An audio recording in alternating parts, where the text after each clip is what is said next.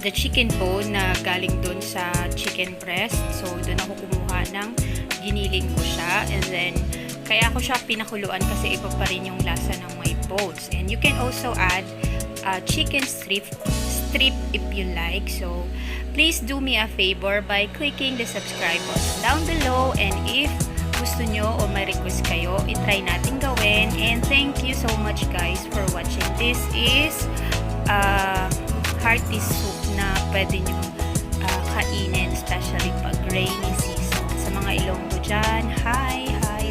Shout out